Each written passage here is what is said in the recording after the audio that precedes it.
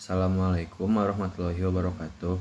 Perkenalkan, nama saya Wildan Bugiri Rifansyah dari kelas IF 4807 dengan NIM 1030112400272 akan mengerjakan tugas CLO 4 kalkulus. Langsung saja dimulai dari nomor yang pertama. Oke, untuk nomor 1 ini kita diberikan fungsi skalar yaitu fx(y) sama dengan x kuadrat min 3y kuadrat dan titik P 1,2. Nah, untuk bagian A nya itu kita diminta untuk menghitung vektor gradien fx(y) dari fungsi f. Nah, gradien itu sendiri diperoleh dari turunan parsial terhadap x dan terhadap y, maka vektor gradiennya itu no m per no x. Kita lihat turunan dari terhadap x itu berarti 2x dan terhadap y nya itu sama dengan min 6y. Nah, maka vektor gradiennya itu y sama dengan 2x, min 6y. Oke. Nah, untuk selanjutnya itu yang bagian B, kita diminta untuk menentukan nilai gradien di titik P 1,2. Nah, ini caranya tinggal kita substitusikan saja ke sini. Maka akan menjadi 2 kali 1, min 6. Nah, 2, min 12. Jadi gradien di titik P itu 2, min 12. Nah, lalu kita bagian C nya itu kita diminta untuk menghitung turunan arah jika vektor arah U searah dengan A, yaitu A nya 3,4. Nah, kita pertama-tama kita harus menormalisasi vektor A nya dulu jadi vektor satuan. Nah, caranya kita bagi dengan panjangnya. Cara mencari panjangnya berarti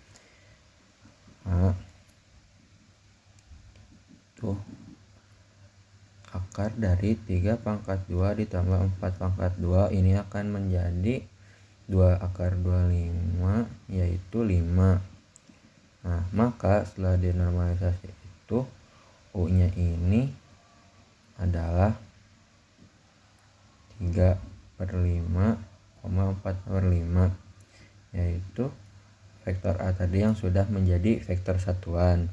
Nah, kemudian tinggal kita kalikan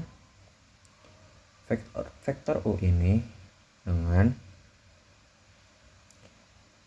2, min 12.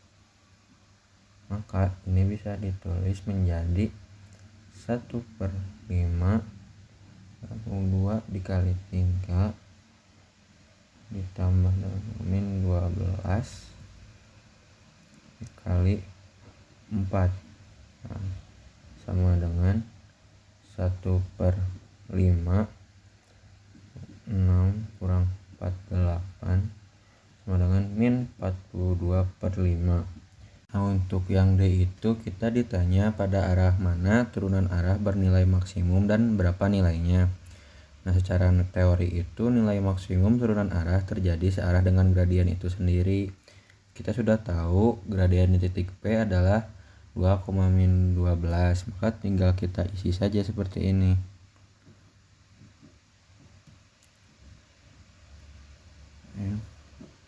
P itu sama dengan 2 pangkat 2 min 12 2 diakarkan,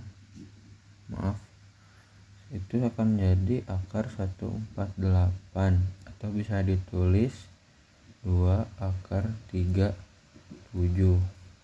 Nah, ini tuh nilai maksimumnya. Untuk mencari arah maksimumnya maka akan menjadi seperti ini. Kita bisa tulis seperti ini, F per panjangnya, panjang sama dengan 2, min 12 per 2 akar 37 sama dengan 1 per akar 37, 6 per akar 37. Nah, ini untuk arah maksimalnya. Nah, untuk selanjutnya itu bagian E. Bagian E itu ditanya dalam arah mana turunan arah bernilai 0 dan jelaskan makna geometrisnya. Nah, turunan arah bernilai 0 jika vektor arah tegak lurus dengan gradien, yang artinya kita mencari vektor V yang ortogonal terhadap 2,-12 yaitu P. Nah, didot produkkan dengan gradien F P itu sama dengan 0, maka 2A kurang 12B itu harus dengan 0. Artinya A ini sama dengan 6B. Nah, misalkan A nya itu adalah 1, otomatis B nya 6, maka kita kan akan punya sebuah vektor 6 tadi 6,1. Nah, ini itu salah satu, nah ini 6,1 maaf. Nah, ini tuh salah satu vektor lurus. Lalu kita akan normalisasikan, tinggal kita bagi saja dengan panjangnya, yaitu panjangnya itu akar 37, maka V akan menjadi 6 per akar 37, 1 per 7. Nah, makna geometrisnya adalah jika kita bergerak ke arah ini, maka nilai fungsi tidak berubah. Kita berjalan di sepanjang kontur level dari fungsi. Itu nomor 1. Kita lanjut ke nomor 2. Oke, untuk nomor 2 kita diberikan fungsi fxy sama dengan x pangkat 3 min 3x plus y kuadrat. Nah, untuk yang pertama A nya itu kita diminta untuk menghitung turunan parsial pertama fx dan fy. Turunan parsial artinya kita turunkan terhadap satu variabel dan variabel lainnya kita anggap sebagai konstanta. Maka yang terhadap x itu f per 2x sama dengan akan menjadi 3x kuadrat min 3. Sementara yang terhadap y nya maka 2f per 2y sama dengan 2y. Nah, lalu yang keduanya itu kita diminta untuk menentukan titik-titik stasioner. Nah, titik stasioner itu terjadi saat semua turunan parsial pertama bernilai 0.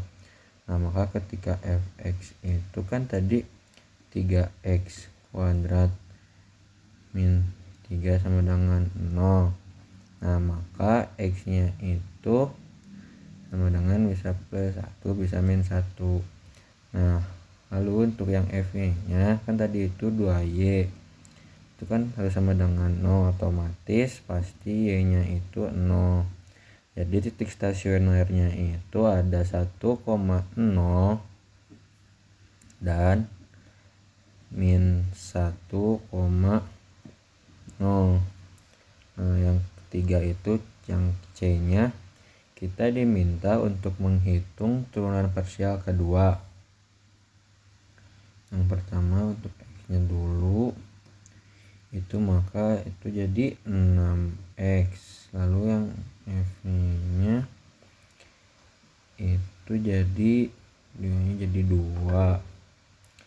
Nah, fx nya itu akan menjadi 0. Nah, lalu kita lakukan uji titik stasioner, apakah ini minimum lokal, maksimum lokal, atau titik plana. Kita coba untuk titik 1,0 dulu untuk D nya. Yang titik 1,0 kan kita coba fx sama dengan 61 sama dengan 6, f y ini sama dengan 2 dan f x ini sama dengan 0. Lalu D sama dengan 6 dikali 2 min 0 sama dengan 12. Nah, kita lihat D nya itu lebih besar dari 0, dan fx ini kan lebih besar dari 0.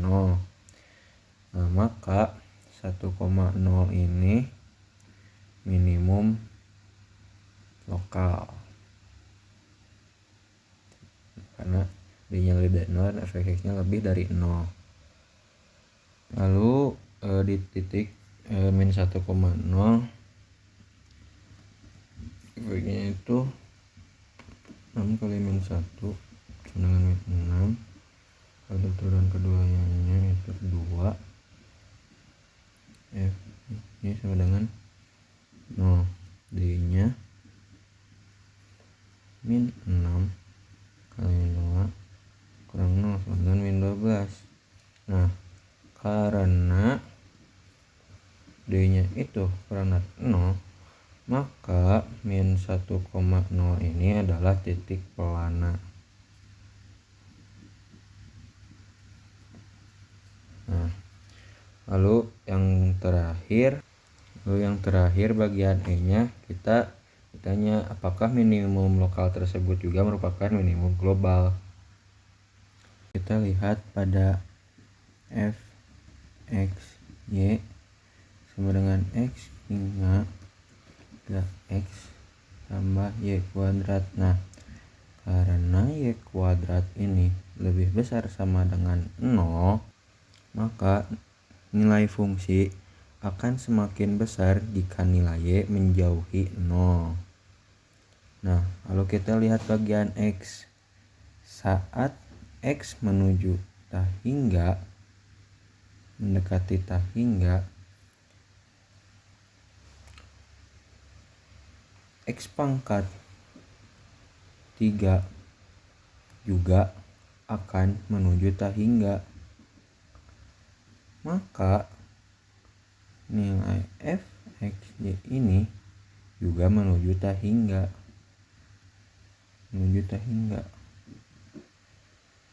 Ini aja tulisnya, menuju tahingga. Nah, lalu kita lihat lagi, saat x-nya ini menuju minus tahingga,